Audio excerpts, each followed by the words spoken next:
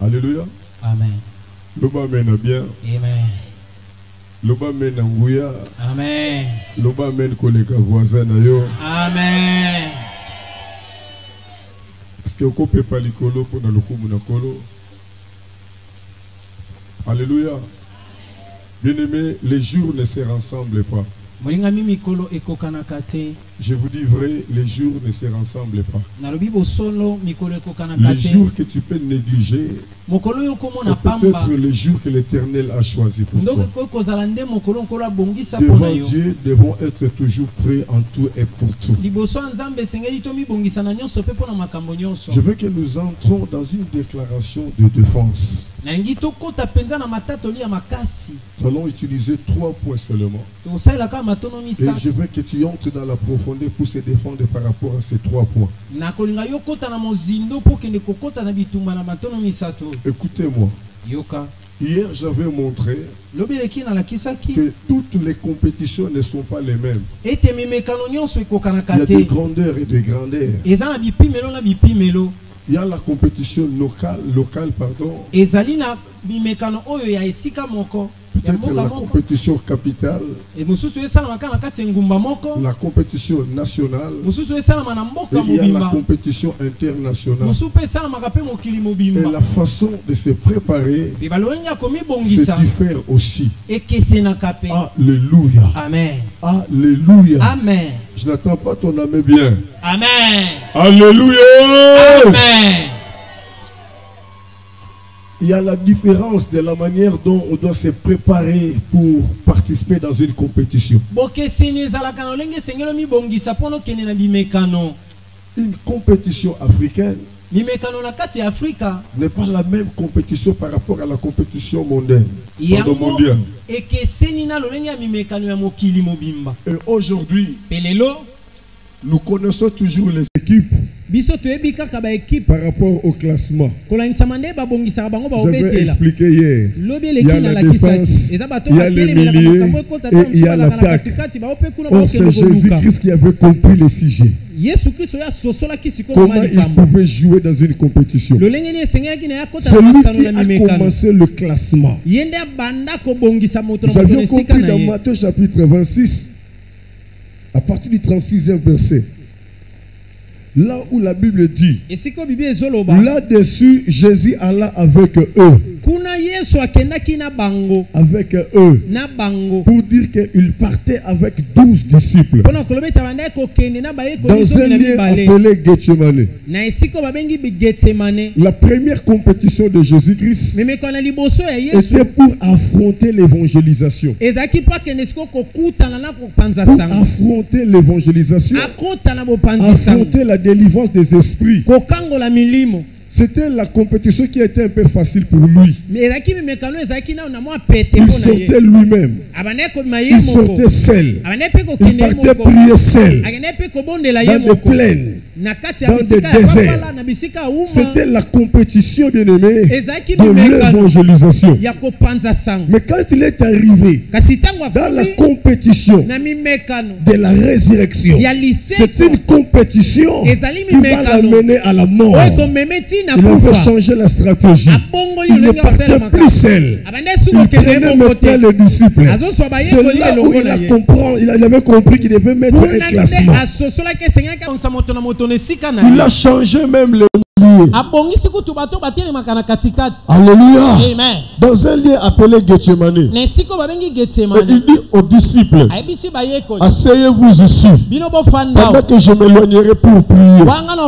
Asseyez-vous ici. Il a pris 9 disciples pour les mettre dans la défense. 9 disciples. Vous allez rester ici. Vous allez rester ici. Et la Bible dit, il prit avec lui Pierre et 2 fils de Zébédée. Deux Zébédée, c'est Jean et Jacques.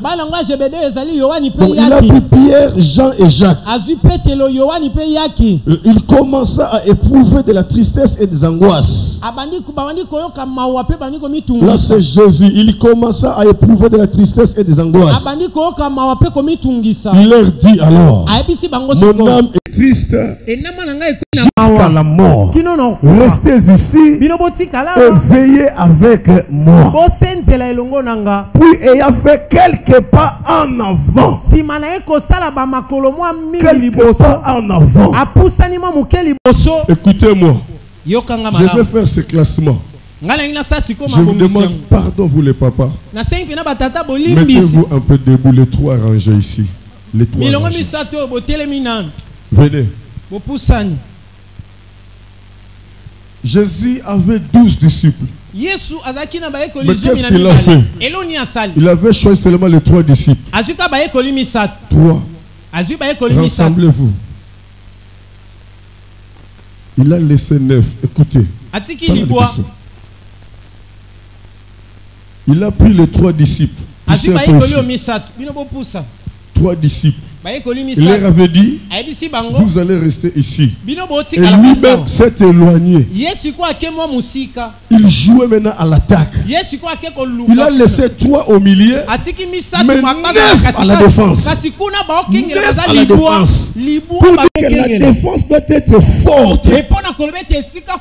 La défense doit être forte. La Bible déclare que 1000 tombent à ma gauche et 10 000 à ma droite. Pour dire que les démons viennent toujours nombreux. Alléluia. Amen. Si quelqu'un me comprend. 12 équipes. Mais il laisse 9 à la défense. 3 au milieu. Pour lui-même maintenant entre dans l'attaque. C'est ça la vie de prière. C'est ça la vie de prière. Parce que si le joueur a un ballon ici, s'il a commis une erreur, le milieu va récupérer pour remettre le ballon, pour qu'il continue. Et si le milieu rate le ballon, il faut que la défense soit très forte pour empêcher que le ballon ne soit pas enfoncé dans le poteau. Alléluia. Amen. Dans la vie de prière, bien-aimé, si on ne sait pas se défendre, rien ne va marcher. C'est là où Jésus-Christ a déclaré, dans Luc 11, 24, si un esprit sort d'un corps d'une personne, la Bible déclare, il ne s'éloigne pas. Il ne s'éloigne pas. Il va rester là à côté pour chercher un moyen de retourner dans ce corps. Et s'il prend les moyens, la situation de la personne va s'aggraver davantage. Raison pour laquelle il faut qu'il y ait la forte défense. Si moi je rate, le milieu rate, il faut que la défense soit très forte. Est-ce que vous comprenez? Est-ce que vous comprenez? Nomoni batebele bazako se décourager pour assembler mingi à ce moment de clarté. Défense exaltée. Découragement diable dans une de la kokota. Veuillez me retourner dans ma place.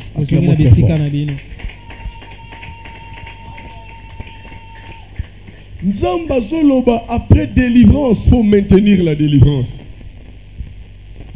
Après la délivrance, bien aimé, il faut maintenir la délivrance. Il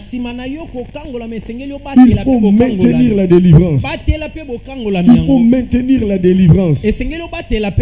S'il n'y a pas la défense, bien aimé, nous allons perdre la délivrance. Nous allons perdre la délivrance.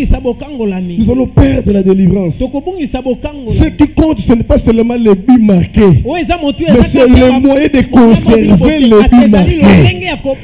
Pour laquelle nous avions perdu le tournoi mondial.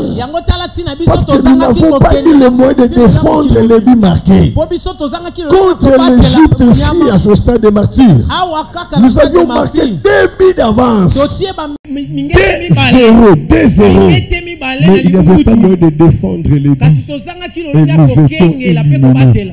malgré le but marqué, malgré qu'il y a eu le travail, malgré qu'il y a eu les enfants, malgré qu'il y a eu le mariage, mais si tu ne sais pas te défendre, c'est possible que tu de perdre ce que tu as reçu. Alléluia. Amen. Alléluia. Amen. Alléluia. Amen. Je vous ai parlé, bien-aimé. Apocalypse chapitre 12, verset 7. La Bible déclare il y a eu guerre dans le ciel. Lucifer et ses anges combattus. Ils n'étaient pas le plus fort. Et ils ont perdu la place. Ils ont perdu la place. Tu peux perdre ta bénédiction. Tu peux perdre ton mariage. Je prie pour un couple. Là où le diable est déjà entré. Il est entré pour séparer. Il est entré pour séparer. Et il utilise maintenant l'homme. Il utilise maintenant l'homme. Il commence à enlever l'image de la femme. Maintenant, la femme doit se défendre pour conserver son mariage. La femme ne doit pas se contacter du comportement de son mari. Il doit comprendre que non, là c'est déjà un combat.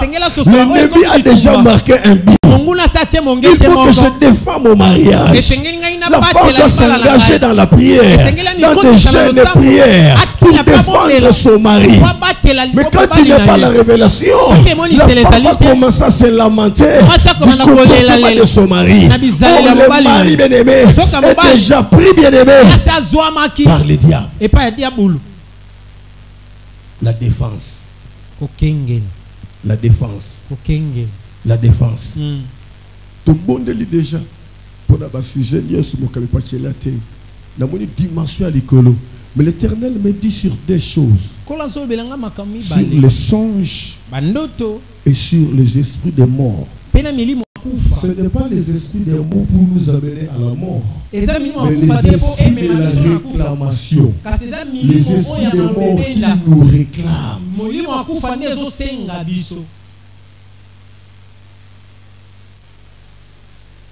Nous voulons nous défendre. Il y a aussi la prophétie qui pouvait sortir. Il faut se défendre pour empêcher l'accomplissement de la prophétie si cela est de notre désavantage. Je ne sais pas, je devais avoir une nouvelle parce qu'il y a quelqu'un qui est vraiment à l'hôpital. Quand je priais pour lui, l'Éternel me révèle les révélations qu'il avait données pour la famille. Et la famille n'avait pas répondu à la révélation. Et aujourd'hui, les choses s'accomplissent maintenant. Et j'ai beaucoup prié, j'ai beaucoup pleuré pour défendre la famille. On peut prophétiser sur toi une négativité qui va venir après. C'est le moment d'entrer dans la défense pour empêcher que la chose ne s'accomplisse pas. Mais le chrétien bien-aimé ne défend pas. Les chrétiens ne défendent pas. Il est le plus attaqué. Il est le plus attaqué. Mais ils ne savent pas bien-aimé. Même si on attaque, si on ne sait pas se défendre bien-aimé, tu ne feras rien à l'attaque. Tu ne feras rien à l'attaque. Tu peux marquer un but, tu peux marquer deux buts, et au retour, on te marque 3 buts, 4 buts, et tu perds. Église to salama seki na sambelaka na que prière bien aimé sauf que se défendre et qu'on a difficile pour s'en sortir. Qu'on on se défendre dans le moment ya passe. Donc malade de côté du tout mettre les millions on se défendre au cocaté. Mais sauf qu'on se défendre pendant qu'on a une bonne position on a un avantage. Qu'on il a des problèmes et y a pour téléma. Malade de côté pour la muka mais téléma quand vous en to makas.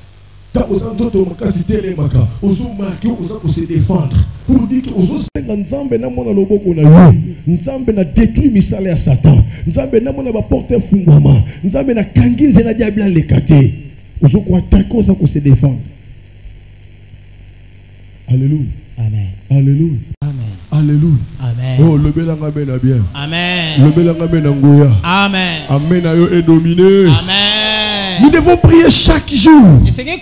Chaque heure même. Nous devons prier. Nous devons prier. Nous devons multiplier les prières. Nous devons multiplier les prières. L'Éternel avait dit, ne crains point Zacharie, car ta prière a été exaucée. Ta prière a été exaucée. La Bible ne dit pas tes prières. Tes prières ont été exaucées. Mais ta prière, pour dire parmi toutes les prières, il y a une prière qui a été exaucée. Tu peux négliger un jour, mais ça peut être le jour que l'Éternel t'attendait, bien aimé, pour l'exaucement de ta prière. Comme aujourd'hui, tu dois dire qu'aujourd'hui c'est mon jour. C'est mon jour. Je dois prier d'une manière que je n'ai jamais prié. Parce qu'aujourd'hui c'est mon jour. Alléluia. Amen. Alléluia. Amen. Alléluia. Amen. Alléluia. Amen. Alléluia. Amen. Chaque jour, on prier. Prière, ils ont salayo makas. Ils ont salo makas. Et salo force. Pourtant, prière, ils ont mata. La joie de l'Éternel, c'est notre. Tant prière, ils ont mata. Prière, ils ont mata. Et ça, nous avons prière, on est ganga. Et ça, nous avons prière, on est ganga. Tant prière, on est bima. Tant prière, on est ganga. Bah, demain, on va kima. On comprend que moto wane uti wap et uti na prière ya lelote mais uti na ba prière o bande ko sa ba jeune bande ko kota mais le prière ne ko bima ba démon ba ko kima va ko la mutazoli ya fufu boule moke kei et si que ezokende ko se préparer bana estomac zo lamba mokolo fufu wana oliaki wana ekobima yaya bato bakima ngo na nzela osentir ke eya na nzube te me moto akotusha mo fo tongo lokolikolo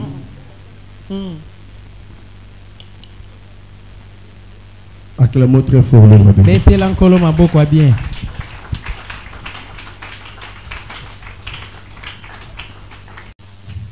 Vous savez que c'est dans le mabé. Dans le mabé.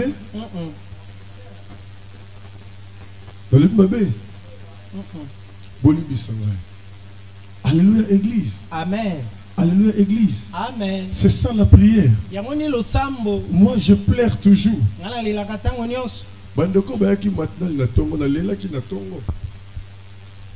Comment na batu ba négliger matinal? Moi je pleurais. Pour yebi secret matinal. J'ai commencé le ministère dans l'équipe matinale. Songa na koti matinal et puis ça la silence nous sous la vie. Songa na sali l'équipe matinale danga. Tant na zo bima na santa ki na sûr. Wa pe na santa ka na sûr. Songa na koti l'équipe matinale au nom de Jésus, nzambe grâce na yo, onction na yo, présence na yo, na kombo na Yesu kiti sili. Tant na bimi na senti que na bimi la protection sous, na bimi la silence sous. Mais bato bazo négliger matinal, bazo la ba pongi, bazo la musaye, bazo ba luka, bazo la musaya yaya. Prière, sans comprendre le secret à prière, au commis camarade à prière, il y a commis camarade dans ça. Il faut linga prière que les canyons sont la vie na yo. Tout est les belicolo. Na 10 minutes oi. Tout ça qu'on a pour ça se défendre na bandoto. Je ne sais pas na l'autre indoto lelo. Na solela na libota oi. Diable a tellement mabe. A tellement moyibi. Bitumbe vandi côté à papa. Mais diable a zo pesa ndoto ke bitumbe za côté maman. Pour a désorienter mindoki. Yeba kopesa confiance na ndoto ka oyo lotité. Loke moni selibé ne media bazama yele mabe. Kopesa confiance na ndoto oyo lotité keba. Luka discernement na basali na nza. Famille à papa et telemi. et détruit mon balio. Et si les agneaux sont yaye, et quoi il s'est par terre. Mais diable a eu une révélation. A pessi papa, que famille a maman de télémé, a pessi nabilongi. Pour Azwaminduki, a désorienté. Bango Bassani, battre opération. Tu m'as dit que la peau n'a serre, dans la poto, les loges, je crois, Zolandanga. Serre pour aller rejoindre mon bail, il y a une poto qui est terrible. Toujours révélation que Bitumba, et ça, Bokilo naye. Yaya, toujours Mindu qui n'y a total ici Bokilo. Toujours lancer ma pierre na Bokilo. Toujours boire ma bombe na Bokilo. Toujours base à Bakambo. Et c'est là qui, grande sœur naye, au Babotama, même père, mère différente. Yenda qui na base. Mbongo libose ye escroquer mbongo eleki. Mbongo mibale ye escroquer ye mina ba complication. Tangu ya misa to yenga bi non. Eko continue boyete. Non. Na koti mabonde li na bozindo. Na luki nzambe na bozindo ndenzamba zolo banangai. Tale sikabino bozotala. Maman na likambo. Eza yaya na ye. Pe yaya na ye asede lube na kata nzoto na ye. Yaya. E pesinga ikanda ya molimo. Tangu na bandi ko prier po na ye. L'esprit à Yaya est manifesté. À Olobani, à Kokendete, au fur et à mesure, aussi le temps que Naza n'a beau mourir. Malamungana Koufa, né à Sanine, à voyager. T'as le défi. D'ailleurs, yo sambelaka. Est-ce que défi au Satan, azako défier yo, oye biango? Yo sama seki to telemi yo vandi adorer yo soko adorer te louer oso louer te est-ce que défi o baza ko défier yo yebiango oso fanda na ndaku na bolembu ba réunion salemi na butu est-ce que yebiango est-ce que yo yebiango ordonnance ezaki signé na mois de mars oh est-ce que yebiango. La prière, bien aimé, c'est un combat. Je l'avais dit hier. La prière, c'est un combat. La prière, c'est un combat. Et dans les combats, il y a des choses.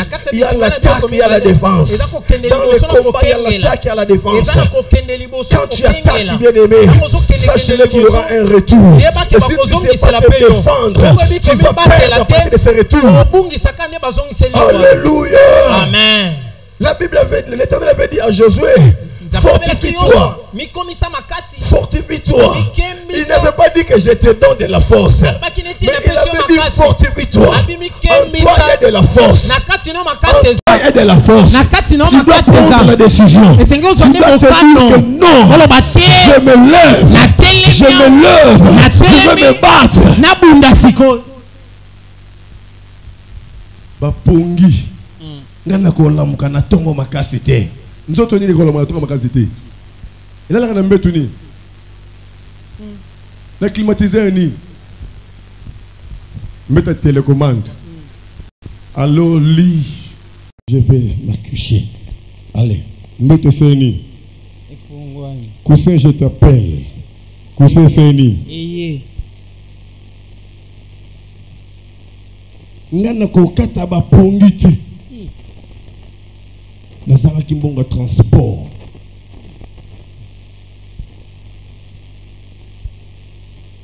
Lamuka. Ko revete. Mama Chabani lobby simba ki motema nanga. Tant kaka lobby. Année nini visibilité. Et pour vivre la visibilité, il faut faire des actions. Il faut faire des actions visibles. Acclamons une fois. Na bete limabongo na yo. Ata obe la sikama. Acclamons 0 fois. Merci. Acclamons 1 fois. Acclamons 2 fois. Acclamons 3 fois. Nzoto yo kokosa yo. Pendant que yo zolala, nazo kokate, diable zo profiter de la faiblesse na yo, azo sala. Nzamba lobaki na Ernest. Malade e ko empêcher o sala musana nga, eza malade o e ko empêcher le ko tambola. Feka ko zo tambola, sala musana nga. Tale lo ko nzamba lobaki na nga. Saddam, nzamba lobaki na Sylvie Foot. So kufa la. Attention bela ndengeni. Il y a l'église. Azeyo kabiente. Satan a profité de la faiblesse na yo. Et ngata na obela ta na ko tambola te. Mais Satan obanga ka go poussa pour esprit na nga déjà connecté. Na lota kindoto na buto lelo. Na zolota ndoto mikolo yo. Ta nga dia bazo sakana batu na ba jeu. Tozo condamné bandoto no sur le kuta. Oh diable a pesa biso. Na bi tozo condamné bandoto no sur le kuta première opération.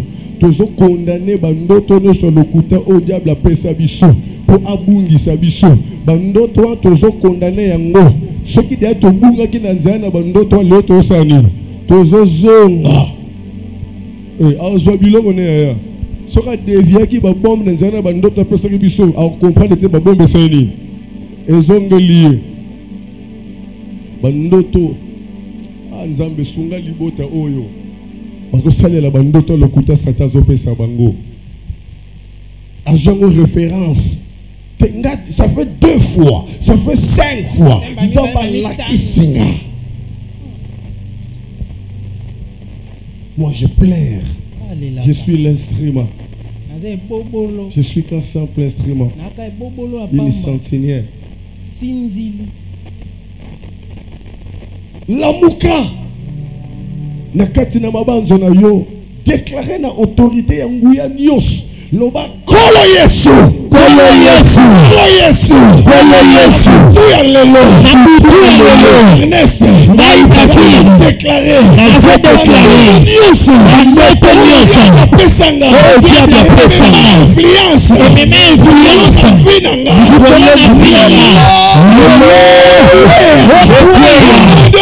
Jésus.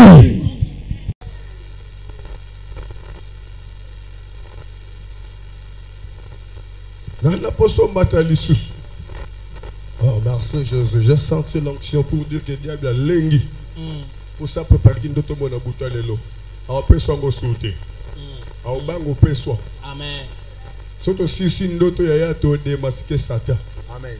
Ozolo bakat na autorité nyoso kolo Yesu tuya lelo tuya lelo nese Mungu aida pide songo déclarer na nyoso ya pesa bungi sango condamné yango Jésus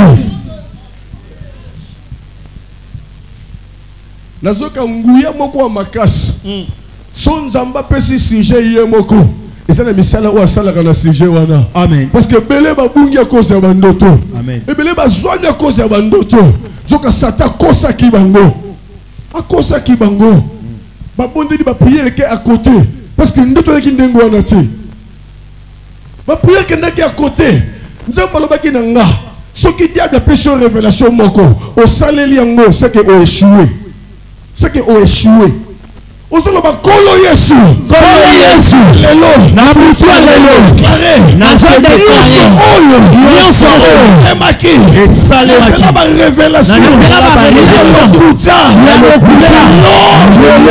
ni yango Jésus sona bungi saki révélation c'est la révélation ya Satan Jésus mukolomo na obonde la pona sere moko nazo prier pona yo nguya nzambe kite lisere wana abandi kokanga azola sanga musape na chambre so tozali ki na sere moko tiki makasi na révélation tanga zola kisanga musape na chambre ngana bandi ko prier na chambre. C'est une révélation. Oh, pasteur Nzamba, votre sanga esprit assuré de mon akat na chambre wana. Tant na bandi ko prier ce qu'on a chambre na chasse espace assuré. No kin Nzamba sa Ernest. Tant ne péché directive. Zongela ye. Ya. Tant na zongeli sero wana. Moto. Yo ka sera gangi. Ah na bimi. Tikana kene ngabi. Oh. Bon yom to kosenga. Yom to kosakinga. Combien basali ba prière, ba tindi yango bisika et le kuta. Parce que l'autre tata moi aussi na ye abandi ko prier na moto la tata moi aussi na nzoka tata moi aussi te ndi ana base balati elonge tata moi aussi po bazwa minduki otindi kango kuna bango bazokota na sima Vous déclarez par la foi. Le Kolo Yesu. Kolo Yesu. Kinyoso. Tinda. Tinda. Direction. Direction. Yangote. Yelo. Apalusi Minduki. Apalusi Minduki. Apalusi Minduki. Direction. Direction. Véritable. Véritable. Abazali. Jésus. Nana posa ye boko zodia proso minduki banda ko balusango déjà. Ce qui va kosa ki na gauche ya zongi sango na droite. Le muto ko s'échapper. Osolo bakata kondima Kolo Yesu. Kolo Yesu. Kinyoso. Kinyoso. Kosanga. Diable kosanga. Koto. Abandoto. Anisi. Amakanisi. Révélation. Révélation. Puta. Puta. Ici yango. Ici yango. Direction. Direction. Nguna basate.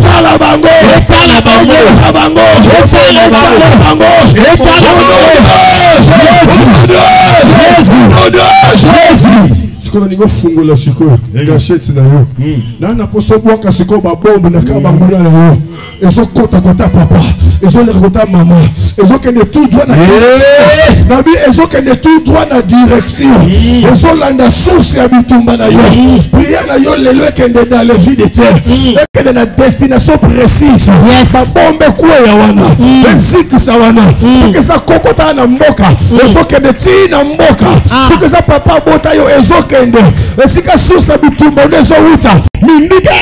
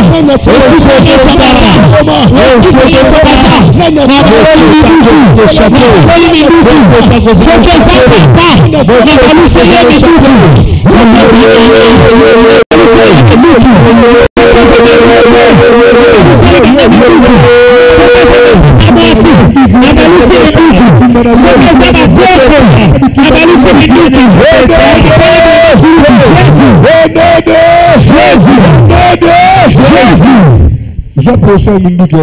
Amen. Zoa image ya munduki. Amen. Aya nabi zoa image simba munduki. Simba munduki. Jésus. Simba munduki.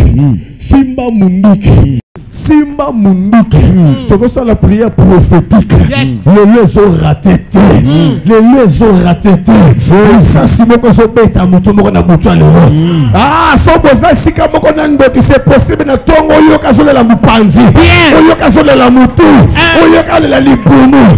Les s'échapper te simba munduki na yo. Pongisa yango. Okolo ba Kolo Yesu. Kolo Yesu. Kyo yo.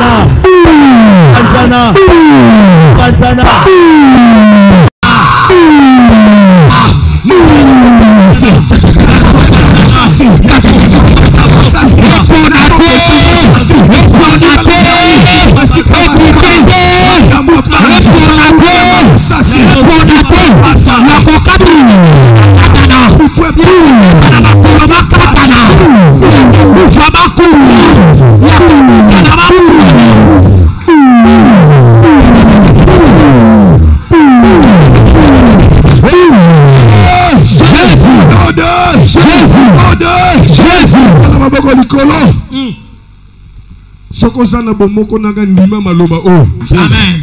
Nazo sakola na kombo Yesu. Bando kinyoso basala likele na vie na yo ekobalukela bango. Amen. Nazo sakola na bomoi na yo. Journée ya lelo, butu ya lelo, bandoke bakombataka vie na yo. Moko kolala na kimia te. Yes. Nazo sakola bal pereza wa te. Minduki obeti par la foi. Nazo crois que ciblé et touché ba cible. Butu ya lelo, koko moko kolela. Tata mwasi moko kolela. Moko moko kolela. Moko kolela. Moko kolela. Moko kolela. Wana moko kolela. Butu ya lelo, bal pereza te. Ndima masase kono. Simi, Jésus, Jésus, Sakora, na tongo ya lobi, bakola mukana kinyate, bakola mukana sengote, bakola la pasi, bakola la pasi, on beti bakola molimo, on se matérialiser physiquement, yoka mutu ezobeta bango, yoka mutu ezobeta bango, bakola la mipanzi na bango, bakola la mitema na bango, bakola la mikombo na bango. Trop c'est trop. Amen. Trop c'est trop. Trop c'est trop. Trop c'est trop. La chose s'accola par la foi. Et ce que je vis bien dit, n'ana baki c'est papa.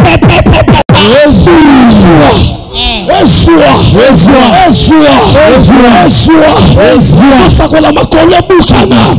Maboko bukana.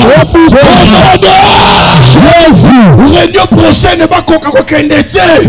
Basenga pardon. Basenga pardon. Au nom de Jésus. Ba oba kosa ki ba mona bitima bok bundisa yo. Baba lukela bango. Baba lukela bango. Soki osana liste batiko na likeloma. Mwana na bango ko remplacer yo. Yoko kende te. Yoko zwama te. Amen. Trop c'est tout. Amen, papa. Trop c'est tout. Jésus. Trop c'est tout. Amen. Nazo sakola. Mome koku. Peut-être mouton c'est l'issue sa nini. Akufa na l'issue na yo. Amen. Alléluia. Amen. Non kufa c'est l'issue ya papa te. Amen. Non kufa c'est l'issue ya maman te. Avanda na kindogi na ye. Nga nazo vanda na makila na Yesu. Nasuna lia papa te. Nana lia mama te. Alléluia. Alléluia. Amen. Lelo masasi beta. Na yesike koma kite na komisa ngo papa. Au nom de Jésus. Na longoli mutute. Amen. Na longoli mutute. Amen. Ce que ça papa na yo masasi koma. Jésus. Maman na yo masasi koma. Jésus. Mobali no masasi koma. Jésus. Si no masasi koma. Jésus. Mwana na yo etu. Ce que ça koko na yo etu. Ça bokilo na yo. C'est meki na yo. Papa na yo. Makunitu na yo.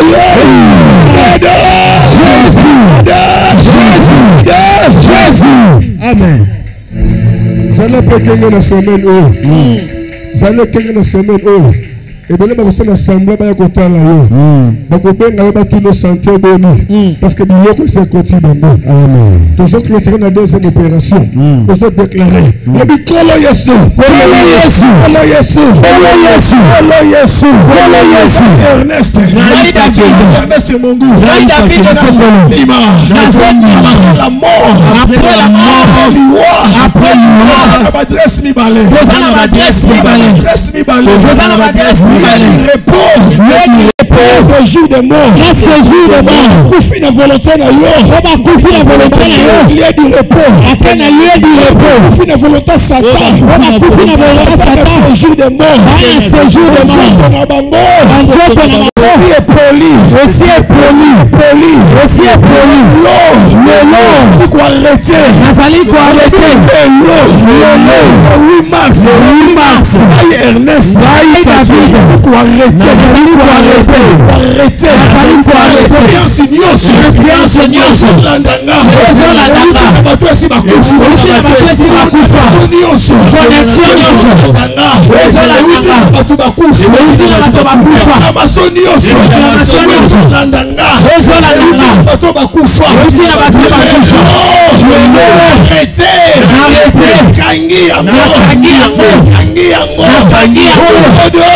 Jésus.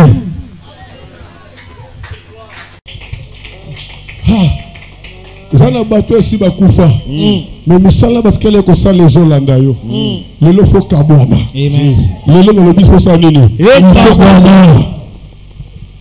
lelo fo kabwana amen et belé bazo vivre ba difficulté et outil d'influence à mouton sa kufa alliance ni les alliés entre bato bazana bombo na bato bakufa vraiment alliance ezate yaya alliance ezate kete sa kufa oui alléluia amen quel que soit misala na ya salaka quel que soit oya zalaka lokola sa kufa histoire na ya abu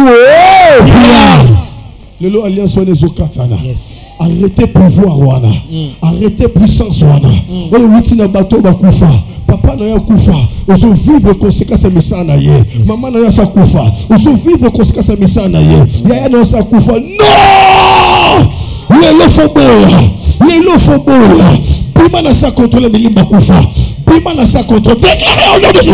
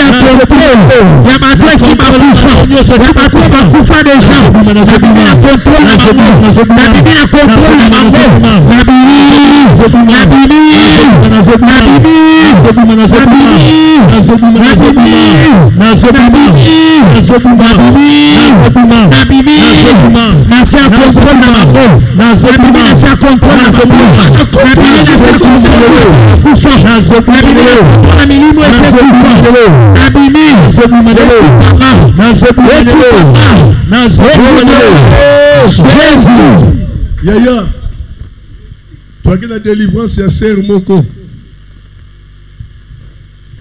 Zamba zolo balangai aza taché n'esprit amuto kufa. Et tant que tozo bondela, n'enzamba zo révélation na komba mutongo kufa. Tant que tout ni ser azolela, alabi nazo banga. Muto bolobi aza moninga nanga intime. Mais akufa depuis 1982. Esprit ya muto sa kufa et s'attacher à eux. Ce qui esprit ya muto kufa s'attacher à eux au vivre progression te na vie na yo. Yes. Na posa moto ya solo na bien le côté moto ya solo. Ozoti na mona ndako na yo même na ndako na bino. Mais na o etali yo ozoziki sa influence nous sur bato se bakufa. Ozolongola ba image na bango symbole na bango signe na bango eziye ba komoni sa matin na kati na vie na yo kabwana na milimo nyoso mipepe nyoso ese kufa tikana libre loba pene ya solo ko existe parce que longo lango moto ke des tumba ezikisa ya partout déclare moto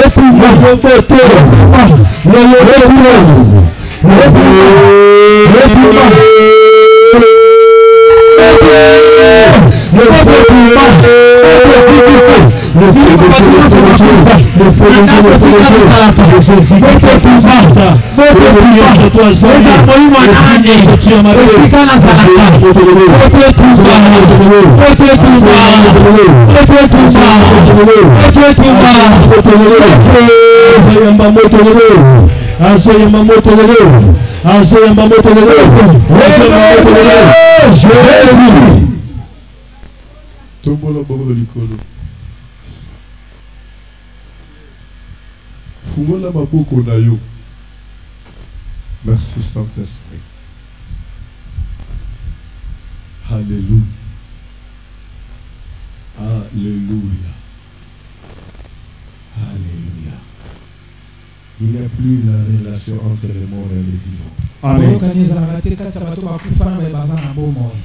Elo influence nyonso oyo manifestaka na vie na yo na bato esi bakufa ekwea. Amen. Si le Christ vous a franchi, vous serez réellement libre. Nazo sakola na kombo na Yesu oya mata ne kulusu akota na mabele na 3e jour abima na mabele. Liberté et paix sabela yo. Musala nyonso ekangamaki à cause influence ya milimo ya bato bakufa to misala ya bato bakufa basalaka lelo longoli influence wana na sakoli sala musala na kimia réussir na kimia récupérer libala na kimia récupérer mabota na kimia doit vraiment liberté ya kusala vie na normal réussir normal gagner normal. Amen. Singa moko ebendo na simate. Influence moko e réclamer yote. Et longino est à la purifier na makila na Yesu. Amen. Makila wana est justifié yo. Yes. Longa bituma nyoso côté de maliboso na yo. Yes. Sepela na misala maboko na yo. Yes. Gagnant autorité bisika oyo zotelema. Bamuna na yo bakoya na sena makolo na yo. Kozwa na ba piège na bangote. Mata lisusu au nom de Jésus. Mata lisusu. Amen. Mula oyo ezala mula no ya kumata. Amen. Mula oyo ezala mula no ya kumata. Amen. Mula oyo ezala mula no ya kumata. Amen. Nazo sakola mois de mars la mois de résurrection ya solo. Amen. Ezala mois de résurrection. Amen. Rebi ezala mois de résurrection. Yes. Esangisi biloko nyoso na bomo ina yo. Toi na 2021 et pendant 2000 est égal à 2. ils ont symbolisé des jours dans Samabélé. Dans 21, on a 2 plus 1 est égal à 3. 3 ont symbolisé résurrection. Nazo sakola momé ko kipo te santé na yo fungwama. Kitoko na yo fungwama. Mariage na yo fungwama. Misa na yo fungwama. Mbongo na yo fungwama. Kende liboso. Kende liboso. C'est pas la scène à Mabélé. C'est pas la scène à Mokeli Oyo. Yabo okufa témoigner misala nzambe na bomo ina yo. Yabo okufa témoigner misala nzambe na bomo ina yo. Liboso no bandi me sambela kanzamba solo. La solo bandi me sambela kanzamba solo. Na bangula na yo ba témoigner na place na yo. Ba voisin ba témoigner na place na yo. Na so sakola kaka na sanza oyo. Bilembo nzambe modi sama na bomo ina yo. Ce n'est pas pour rien nzamba sakoli maloba ona bomo ina yo. Bandoto lokuta ekwei. Minduku ebunga gezongi na nzela. Oyo koya na nzela na yo akuta na nango. Oko luka yo ko munda yango. Oko landa yo ko kuta na yango. Oko zwa malisusu te. Elembo moko te ko réclamer na munda ba. Moma ekoki pete o témoigner misala nzambe na bomo ina yo. Maboko na yo esepela na misala oyo ko sala. Makolo na yo esepela bisika oyo telemi. Elongi na yo esepela sabato. Maloba na yo endima. Bafungula le porte bisiko ko beta. Bapesa yo bisika ko senga. Omona bisika ko luka. Oforce te me ozwa na bopete. Bisika kangama ke fungwa bela yo. Bisika makasi ko ma pete. Mero rouge ka bwana po yo leka. Kuna na yo madinda. Ododo. Jésus. Taba boko na no boti ke de priere mandi.